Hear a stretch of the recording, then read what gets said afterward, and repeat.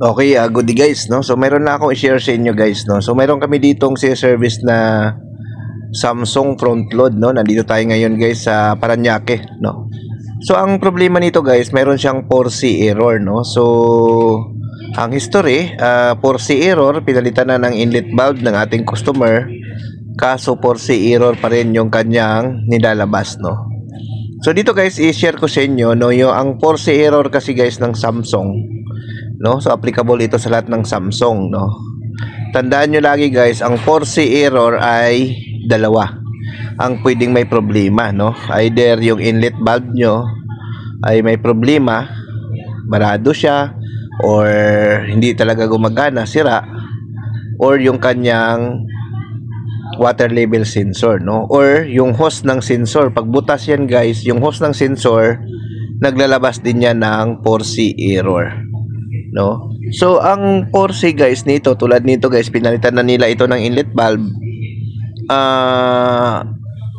nagpo 4C pa rin. So tandaan nyo lang lagi guys, ang pinaka-clue dito, no, kapag 4C error, kapag ang washing nyo ay nagkakarga ng tubig, no, tapos once na napupuno na siya, then biglang magpo 4C at magdi-drain, ibig sabihin wala sa inlet valve ang problema, no? So tandaan nyo ngayon guys, no, basta ang washing machine ay nagkakarga ng tubig tapos biglang nagdi-drain at nagkakaroon ng 4C error, wala sa inlet valve ang problema. Ang problema niyan guys, either yung hose ng sensor o yung pinaka-sensor mismo, no?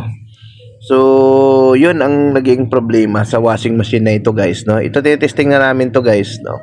Napansin namin to na nagkakarga siya ng tubig, no? Kapag na dumami na yung tubig niya, ayan, no? Naglabas siya ng, pagka dumami na yung tubig niya, doon na maglabas siya ng 4C error. No, yan, oh, dinidrin niya yung tubig, no? So, ibig sabihin, ang problema niya ay nasa sensor, no? So ulitin ko lang, ang 4C error guys ng Samsung ay pwedeng inlet valve, pwede rin yung sensor ang may problema, no? So ma-identify nyo lang siya guys kung inlet valve or sensor. Pag hindi siya nagkarga ng tubig, automatic inlet valve. Pag hindi siya nagkarga ng tubig, tapos nagkaroon siya ng 4C, so inlet valve ang problema. Pero once na nagkarga siya ng tubig, ayan, kung mapansin nyo guys, o nag-flash siya ng 4C, no? Kasi nga nung nagkarga siya ng tubig, nung marami na yung tubig niya, instead na magwas, biglang nagdi-drain, then lalabas na yung 4C error, no? So yan, no, nagpa-plus sa screen, ayan. So kung mapansin nyo, nagdi-drain yan, yan. So ang problema nito guys, sensor, no? So ang gagawin namin dito, papalitan namin to yung kanyang water level sensor, no? So kasama na yung hose, no? Isang set na yung papalitan natin. So ito yung sensor guys, nandito yan nakalagay. Ayan. So dito natin ngayon kung medyo nagtitipid kayo, no, pwede niyo munang i-DIY, palitan niyo muna yung hose. Kung ganoon pa rin, saka niyo palitan yung sensor, no. Pero kung gusto niyo isang set na, pwede naman palitan niyo bush mismo. Yung pinaka-set niya ng sensor kasama na yung hose, no. So yung pagpalit ng hose niyan, kahit anong hose, kahit yung hose ng top load, pwede niyo ilagay diyan, no. Yun ang pagpalit ng hose. Basta kahit anong hose guys na basta wala siyang leak, pwede nyong ipalit dyan. Importante walang hangin na lalabas doon sa hose na pinalit nyo, no? So yun, no? So after natin napalitan, yan, titesting na natin yan. So yan guys, oh. Yan, so nagkakarga siya ng tubig, no? Yan, so